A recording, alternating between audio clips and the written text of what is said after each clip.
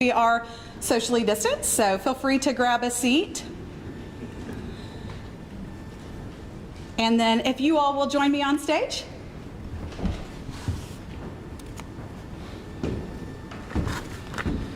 First of all, thank you so much, all these media outlets that have joined us today. We very much appreciate you covering this. I think this is going to be an exciting story today. Thank you very much for being here.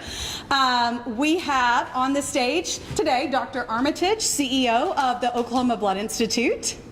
We have Casey Schrum, who is the let's see, Casey has lots of titles. Not only is she the president of OSU Health and Sciences Centers, but also Oklahoma's Secretary of Science and Innovation. Next to her, I'm standing in front of him, we have Dr. Mumps, who is the Oklahoma State Medical Association president. Then we have Dr. Dart, the Executive Director of the Tulsa Health Department.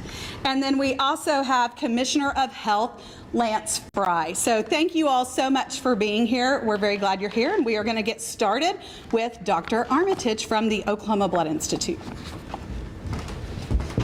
Thank you all for coming out today to hear a really great announcement for Oklahomans. We are able, starting this week, to test all of our blood donors for the COVID antibody. As you know, that's a way to measure whether somebody's been exposed to the virus and determine their health status based on that in conjunction with their physicians and their own medical history and maybe exposures to others who've had COVID. So it's important medical information, and we think it's going to help Oklahomans in at least 5 ways that I can think of, and maybe some of the folks on stage here can think of a few more, but it's going to help patients today. It's going to help patients in the future here in Oklahoma. It's going to help our political leaders understand the decisions, the epidemiology that goes behind the pandemic and our recovery from that. It's going to help our physicians keep the medical doors open in terms of elective surgeries and keeping the momentum that we've gained over the last few weeks going, and it's certainly going to help our economy in ways that not only is the test manufactured by a company here in Oklahoma, but hopefully it's a signal that folks can gain confidence in reopening and doing the things that we're all excited about for Oklahoma to restore its way of life after this pandemic. So for us at the Blood Center, we're very excited about the impact on the blood supply and the donors. We've been struggling over the last few weeks, months with schools being out, churches being out, businesses being out, and not able to host blood drives for us. Usually this is the bedrock that keeps our supply safe and secure. The Oklahoma Standard lives and breathes through these organizations and their wonderful employees and students, and we've just not been able to turn to those bedrock supporters the way we've enjoyed over decades. And in place of that, the folks who are hosting blood drives for us, we kind of have to hit a home run every time we open up and invite donors in. And fortunately, we've been doing that so far. But the antibody test is another way to encourage donors who maybe have a question about their own medical history over the last few months, or maybe they've got questions about exposure to a family member or a friend who had the virus. This gives them that little extra reason maybe to make the effort to find a blood drive and come out and give blood and support the patients who need it now, the cancer patients, the patients who may be delivering babies, the trauma patients, all those folks who need blood and have needed it throughout this entire pandemic and now need more of it since we've reopened our medical services. That's what they can do. They can make that commitment to sharing their good health, and they can find out a little bit more about their own health when they're being a donor for us. So very excited. We're all over the state. We supply 85% of the state's blood supply, and this is what's needed to keep the state's medical resources open. And that's really the future care is also a concern. By doing this antibody testing, we're going to find those folks who can potentially donate convalescent plasma, or maybe even be part of creating a superdose of convalescent plasma, which is called hyperimmune globulin. And that's basically a mega dose of the antibodies that fight the disease that we're able right now to take from a recovered patient and give to a patient who might be on the ventilator or might be very sick in an ICU. So by finding more of those qualified donors, by screening for the antibody, we're able to then encourage those folks to hopefully come in. If we have a recurrence of the pandemic or a resurgence, they'll be available to provide convalescent plasma for ICU patients, and long-term they'll be manufacturing their blood will be turned into the high-dose treatments that are really the next level of care in keeping people out of the ICU and doing that preventative work that we wait for a vaccine to really solve for us. So a lot of good that's coming from this. Really excited to launch it for the Oklahomans who've supported the Blood Institute, supported patients. This is just an added incentive for them to continue to do that great work for us and for the medical community, which I think might be a segue to Dr. Monks. Yes, So thank you very much.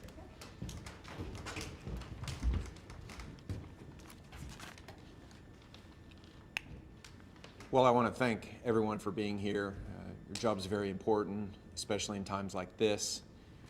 The Oklahoma State Medical Association has been a proud supporter of the Oklahoma Blood Institute, or OBI, since its earliest days, and we are excited to partner with them once again on this incredible effort to increase Oklahoma's blood supply for surgeries and other medical needs. To say the last few weeks have been an adjustment would probably be putting it mildly. But on behalf of Oklahoma's physicians, we are grateful to OBI for their innovation in not only ensuring that Oklahoma has the necessary blood supply, but also in moving forward with bold new initiatives regarding antibody testing and convalescent plasma for COVID-19 patients. Good medicine sometimes involves looking at patterns and trends. Through its widespread antibody testing, OBI is helping to create a more robust set of data to examine COVID-19 in our state. Our country's fight against coronavirus is far from over. Fortunately, though, Oklahoma is making great strides in mitigating this and other medical challenges, thanks to our partners at OBI. To help with this project, OSMA is committed to providing physicians with the information they need for all types of blood, as well as the incredible data provided to Oklahomans through OBI's antibody testing. None of OBI's work could be done without donors. The COVID-19 crisis has decimated the blood supply in Oklahoma, and we are calling on all Oklahomans, if you are able, to please consider donating blood soon. On behalf of our 4,000 current and future physician members here in Oklahoma, we are proud to support the efforts of the Oklahoma Blood Institute, the Oklahoma State University, and others in not only expanding our blood supply, but also capturing much needed data regarding COVID-19 infections. Thank you. Thank you very much, Dr. Monks. And next we have Dr. Dart, who has been very supportive of the Oklahoma Blood Institute. We're very appreciative of him, and if you'll say a few words next. Thank you, Sarah. Thank you. In public health, we rely on many resources in order to keep our community healthy, and a healthy blood supply is really critical from both a healthcare perspective and a public health perspective. And from a personal perspective, my wife had surgery last week. The last word she heard was type and cross, and knowing that she couldn't have had that surgery unless people stepped up and donated blood. And you know, COVID has really impacted, as you heard Dr. Monks talk about, our ability to function as a society. And this is one thing that all Oklahomans can help with, can be a part of. I mean, I've gotten so many calls about what can we do to help with this COVID response? What can we do to help maintain normalcy and vibrancy in our community? One of the number one things you can do as an Oklahoman, as a Tulsan, is to donate blood. I made sure during the response that I donated. It was very important that we all have a part to play in this response, and we have a say in whether this response negatively impacts us or we can be a part of what makes us better. And right now, donating blood is extremely critical. And from a public health perspective, you heard Dr. Monks and Dr. Armitage talk about antibody testing. Well, you know, at the health department, we're in the middle of creating a long-term testing strategy from both diagnostic and antibody testing, and that's really critical because we have to understand what's the prevalence of COVID-19 in our community. Antibody testing and serologic testing will tell us that. I get so many questions about when can we go back to normal? or what that new normal is going to be. We can't answer that question until we truly understand what's the prevalence and what's the penetration of COVID-19 in Tulsa and Tulsa County. Getting your blood, donating blood, getting antibody tested, that helps inform us. And the more we're informed about prevalence, the better we can inform our vaccine strategy and our preventative strategies and our mitigative strategies. So we're all connected in this. And something as simple as donating blood makes you a hero. And we're asking all Oklahomans and all Tulsans who can, and anybody can do this, let's all step up. Let's be heroes together. Let's keep saving each other. COVID will not hold us back. We're all part of the solution. Let's stand up and let's do our part. Thank you very much. Thank you. And next we have Dr. Shrum, and I just want to acknowledge that Dr. Shrum allowed us in this facility. Melinda Knight worked with a team to ensure that we could have this space so we could hold this press conference. So a very special thank you to you. Well, thank you. OBI is a great example of an Oklahoma business who has innovated in the face of COVID-19, not only just to provide their core business services, but to bring an additional benefit to the state. While many other blood centers have sent their testing out of state, OBI invested in the technology right here in Oklahoma. And this technology is going to bring an additional benefit to our state and to our health. The testing also gives the opportunity for new donors who have not considered giving previously to discover that it's easy to give an hour of your time to save 3 lives. The Oklahoma standard is to give back, and we know that Oklahomans will answer that call. This is another example of how Oklahomans can really make a difference during this time. And now they've got an opportunity to receive some extra benefit from their generosity. Thank you. Thank you very much. That is all of our speakers for now, but I want you to know that everyone is available to talk. As I mentioned at the beginning, we do have Commissioner of Health, Lance Fry here. He is here to answer any questions, should you have any. So we can go ahead and open it up for questions from the floor if you would like, and then we can segue off the stage. Would anyone like to ask a question while this team is here? Yes. Whoever is best to kind of emphasize, how great the need is right now and how much not having these blood donations impacts Oklahomans every day. And if you'll step up to, if you're going to answer that. Dr. Armitage. I can start with that. We're probably in one of the most difficult blood collection events in my 25-year career, mostly because the playbook's been ripped up. Usually we're able to go out to businesses, they want to help us, they open up the opportunity for their staff to participate. It's a great morale builder, it's very positive in terms of image of the company, sharing in curing people and taking care of neighbors. But right now those businesses are closed and they don't even know when they're going to open. So a lot of them will come to us and say, we really want to help. We're going to schedule a drive, say June 3rd. Well, it gets to be May 15th and they realize they're not going to be open today. And they'll call us up and say, sorry, we're not going to be able to host the drive because the timeline hasn't worked out. We're not going to be back. Our employees aren't going to be back, but we'll schedule you again in July. Well, that moving window creates a giant erosion in the way we can go out and schedule staff and collect blood. So what we're finding is when we go for a blood drive, people come out, we get really good turnout. People want to help, they find a location. They turn out probably in higher percentages than we've seen on these drives, but there's just not enough locations. We can't build a calendar with enough opportunity for great Oklahomans to make an impact. So that's different. We've never had that problem. If we get hit by a snowstorm, for example, that'll ruin our calendar for a week. People will be shut down, schools won't be in, but we go right back to the same game plan the next week. we have no game plan for people who want to help, but they can't bring together their teams to do that. So it's the biggest challenge. We're still not out of the woods yet. We probably won't be all summer. What we're hoping is that this innovation with antibodies and offering that to donors gives the person the desire to go on our website, or maybe make that little bit of extra effort to make a difference for a patient who might be looking at a surgery, as was mentioned here with the wife of one of the speakers, that moment, you have to be prepared for that moment. You have to have somebody who cares enough to have the blood on the shelf for that person. And it's going to require a little bit more work right now, because you can't just go to your church and there will be a blood drive this coming Sunday. Your church probably isn't in session. You can't go to your workplace and every 2 months they host a blood drive and you know that and you're ready to go next time. There's not a next time on the books. So really this is about encouraging folks to maybe get that, I think Secretary Schrum mentioned, getting that little bit of extra information for yourself, maybe a bit of peace of mind, while you're helping somebody else get that satisfaction for your own medical perspective.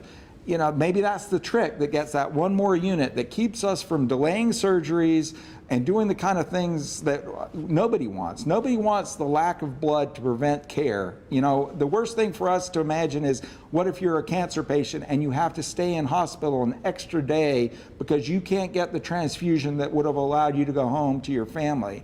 You know, that's a risk just being in the hospital, but it's also denying that person the chance to be with their family, because we weren't able to figure out this new way of doing business. So we're incredibly appreciative of the public health authorities for allowing us to bring the value to getting us all out of this. The data we collect is part of unlocking our calendar in hopefully July and August, where we're getting back to work, and those drives come back the way they've always been for us: rock solid, dependable.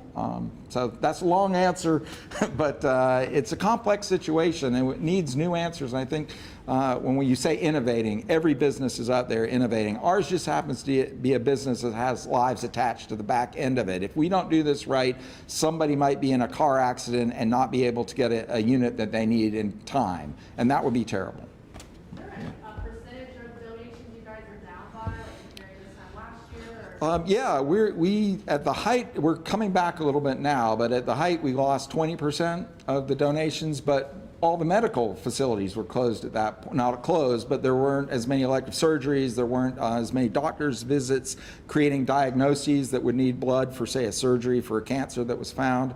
So that was kind of in parallel. What we found since the beginning of May, when the medical teams came back and anxious to do their life-saving work, now the demand's going up, but we haven't been able to fully fill the missing donors. So it's that tension that we're fighting against. We're doing just about all we can to hang in there, and we can't do the summer like that, because summer's always our most challenging time, because schools have always been out in the summer.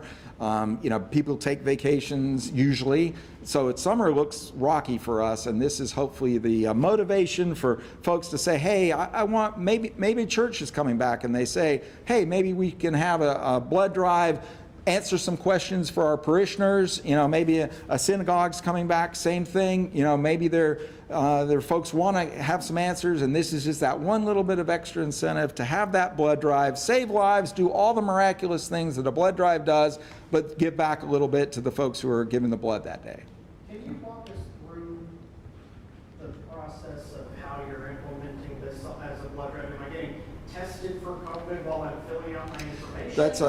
That's a great question. What we're doing is we already collect blood samples. It was mentioned we have a testing lab. We're one of the few blood centers left in America that has its own testing lab. So we take test tubes and we test for the usual stuff that you think of with hepatitis maybe, or HIV that you want to test the blood for. We just added, because we've got amazing clinical staff who can do these tests, we partnered with a company out of Norman that's developed an assay, and we've plugged that in as just an extra test off those test tubes. So because we already have the blood available to us, we are able to run this extra test on the back end of the donation, and then we will mail the results out to the donor over the next week. We don't want to overpromise and underdeliver, so about a week after you donate, we'll have something in the mail to you that says whether the test was positive or negative. Are you concerned, we keep hearing about a resurgence in the fall, are you concerned that your problem is going to be extended, and maybe you won't be able to stockpile the plasma? I'd say yeah. I would say yes. So that COVID has been a surprise probably every day to me, and the timelines haven't been as condensed. I would have thought it hadn't been as long a challenge as it's been for our blood center or for us as a country.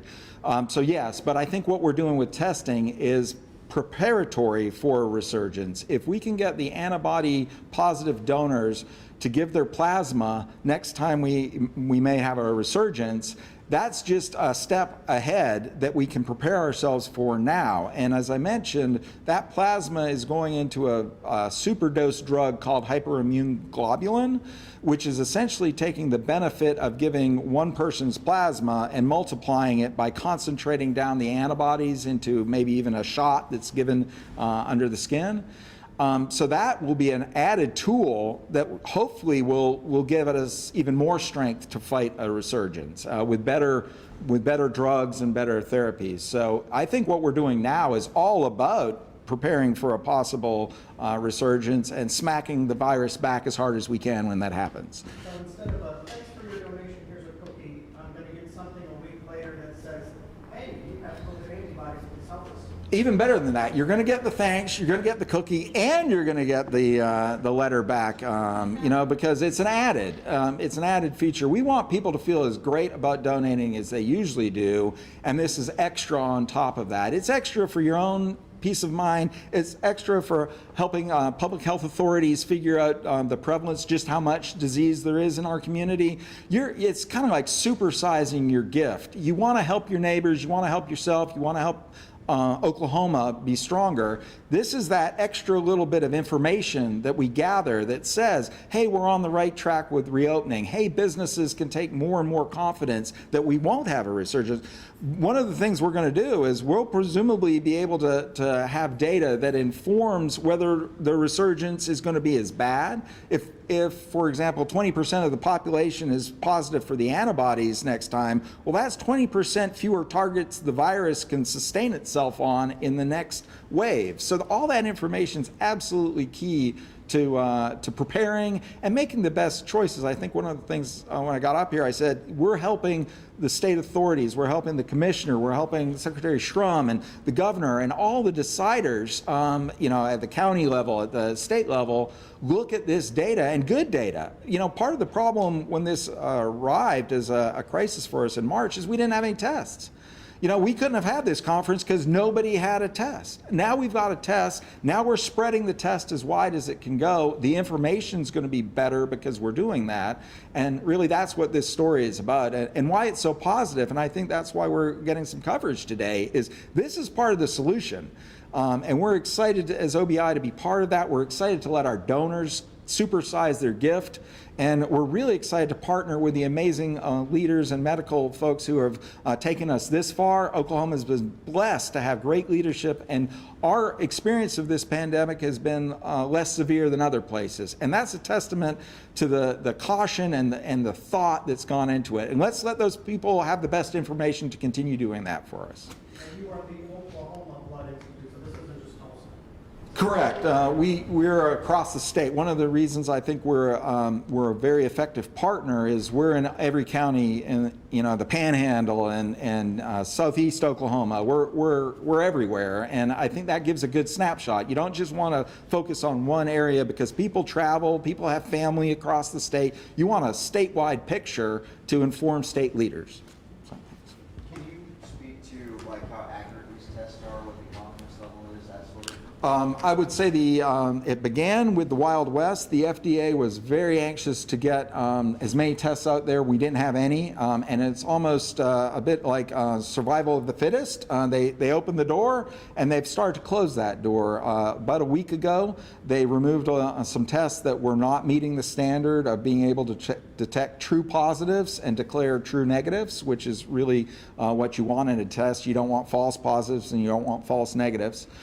So right now the tests are getting better. They're going to continue to get better. That's the beauty of our economic system. The best win usually over time, and that's going to happen. But right now they're good tests. They're maybe not at the umpteenth level of perfection, but right now I think we're at a level where somebody gets the result. There's going to be the usual. You can't make a diagnosis off a test. That's why we have wonderful physicians who talk to you about what the test means in your circumstances. No one test stands by itself. That's still true with these tests, but they're a lot higher quality. And I think the statistics are around 5%. 6% of our public is now showing positivity with those. That's probably the real number. That's 1 in 20 folks, maybe 1 in 16 have had the virus already, and they're already prepared to help us fight the next round. So. I got a question from, I don't know, Dr. Schromer or Commissioner. The governor's pandemic authority is expiring. Is anything changing as far as the state's response to COVID because of that expiration of power?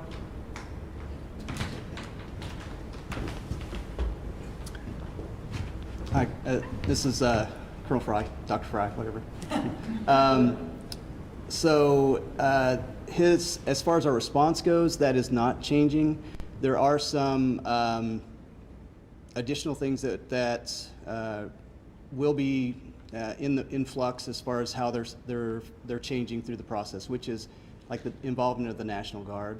At some point, depending upon President Trump and our governor, that's going to fade away, the support that they've been able to give us. And so all those plans are underway on how to basically make that transition when they can no longer support a lot of the efforts that have been going on in the state. But otherwise, it's pretty much the same as it was as far as the surge plan and everything that we're able to do. Is there, you might be able to describe, when we might see a significant data collected from this so that we can finally, to some degree, know or understand the penetration or prevalence in Tulsa and Tulsa County? So that's a big question. It's very, very multifaceted. And so we're actually setting the metrics, because right now there's been no metrics set about what's that dynamic or that metric that tells us we have a good understanding of prevalence and penetration. What does that truly mean for the health of the entire community? So we're doing that work right now. That's, as I said earlier, we're conducting or developing an expanded testing strategy. Part of that is to determine what those metrics are that tell us what prevalence truly means in terms of impact on everyone else who really has not been exposed or infected. So are we looking, later this summer or in this fall? Is there a way to kind of ballpark when we might have a better idea, a stronger idea? Well, as I've told my staff, before September comes, I want to be able to tell people specifically what new normal is going to be based on the data we have.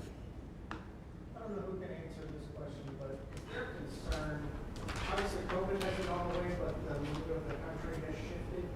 Is there concern that we have taken our eyes off of this ball and put it on another ball, and we're kind of at risk of regression? Well, I think we all have an answer for that.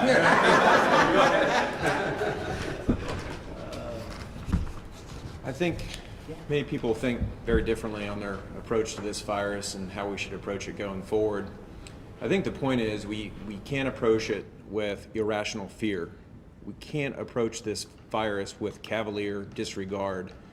It has to be a middle ground, something based on logic, backed by science, with a healthy dose of common sense. Dr. Schroeder. As the state has continued to open up, what we've requested is that people continue to follow the CDC guidelines. I think as Dr. Monks was saying, wear a mask, do proper social distancing, realize that regardless of what's going on and where attention lies, the virus is still in the community, and we all need to continue to practice those guidelines that we talked about. Minimize where you go and what you do. Stay out of large crowds, and certainly, you know, every individual knows their own risks. And so if you're part of the vulnerable population, continue to practice staying at home. You know, pay attention to our elderly. We certainly don't want to expose them. So, you know, we are going to have to move forward, and we're all moving around, but we want to do that responsibly, and following those CDC guidelines are the right way to do that. Just a little bit of a tangent, but it's all kind of part of this response we're doing in Oklahoma. I don't think I've heard anything about like saliva testing in some time. Can you kind of let us know where that is? Like, is that the predominant test that's out there now to actually test for the virus? So there's still, you know, you can still do what we call the Nasopharyngeal Swab, which is the one that goes through the nose and to the back of the throat. We're also doing that inside the mouth now. So going through the mouth to take a swab, which is a little less invasive, as well as saliva. And we are still working through the validation process on saliva. And I was speaking earlier, when you have a large, you know, system, it does require, in order to have a validated test, you have to go through a process that's approved by the FDA.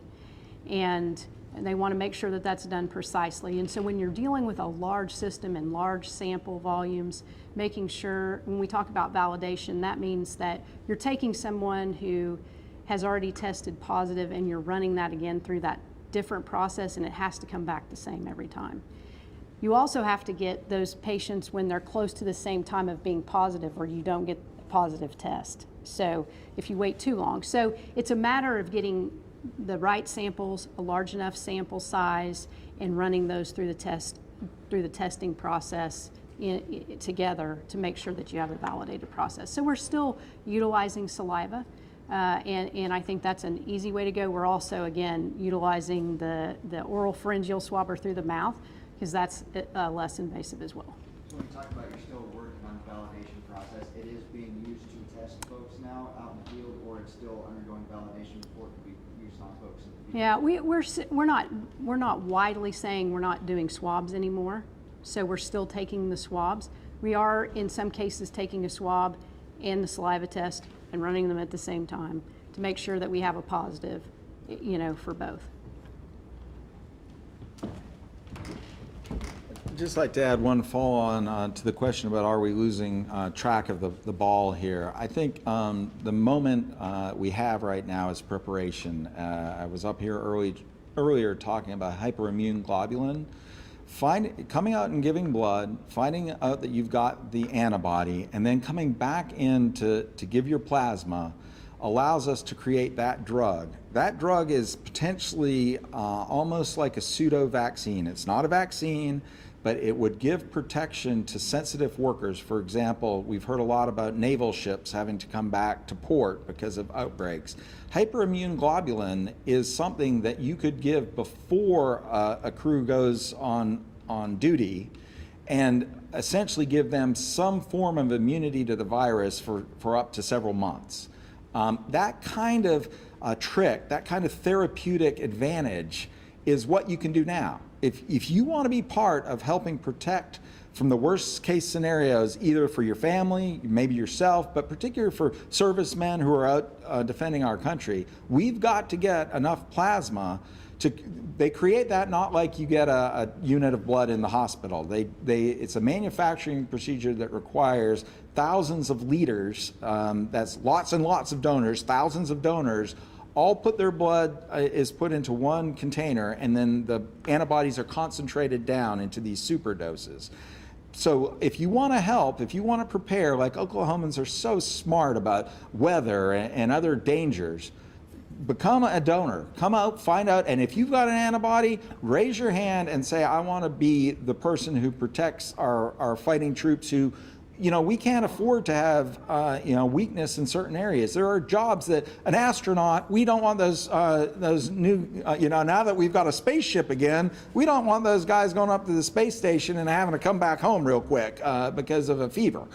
So again, this is a step. It's not a vaccine, but it can be a preventative for selected high-risk positions. So that's today. Please hear this message. Please be part of the solution and the protection we all need, and make the next round of this less severe. Are you still being asked by local health codes to give what you have to patients that have no? Yeah, convalescent plasma, there's unpeer-reviewed, so it's not reached the final stage of publication, but there was a study last week, I think it was, that came out that really shows there's an advantage to plasma, and it's being used empirically, i.e. without good data, just on the gut feeling. It's been used very commonly across the country with the idea that it's one of the few things that might work, and early signs are that it does. And yes, we continue to need that. Fortunately, we've got enough on the shelf right now to keep the supply coming in, but we've got to get beyond this. That's a patch. We need to get to the better patch, which is immune globulin, and then the best patch, which is a vaccine, which isn't a patch, it's actually a solution. Sorry, I had one more question I forgot to ask. Let's say I'm asymptomatic and I never knew I had this stuff, and I go to an OBI event. Am I going to be able to find out I was asymptomatic and carrying this with me? You'll be the test says your immune system thinks you either have the virus or some very close cousin of the virus, and that's where false positives come in and that sort of thing. But you'll be able to know that your immune system has reactivity, targets the virus, presumably because you had the virus or a very close cousin. And when that happened, we don't know. How bad your symptoms were, only you know. It might not have been that. You might have had you might have had the flu, thought it was COVID, and you had COVID and it wasn't symptomatic, 2 weeks earlier. So we can't really piece the puzzle together, but in conjunction with your physician and your own medical history, you can probably piece together most of the story. Because I imagine some people are going to get an envelope that says, you had COVID, and they're going to say, oh crap, Well, I hope they say yay, because now they can be a life-saving hero for others. But if you get a positive back and you talk to your doctors, and this is a bit like a health fair, you don't want to just take the information and run with it. You want a medical perspective on what it means for you. But if you really think, and your doctor thinks you've had COVID, you're basically as protected as anybody on the planet right now. We don't know whether it'll be like the flu and you can get it again. We'll only know that probably years from now. But right now, that's the golden ticket in a way, that you've already experienced it, and you didn't end up in the ICU or hospitalized, presumably, if you think you were asymptomatic. So to me, it's funny because this is the test you actually would like to get a positive on, because of what it means for your own future health, at least the little we know about what the future of COVID represents. Okay, we're going to go ahead and stop for now, just meaning stop on stage. We're going to let the physicians take a step down, and then they can talk with you all individually. Again, thank you so much for coming, and they'll be right in these areas if you all want to grab them for further questions. Thank you.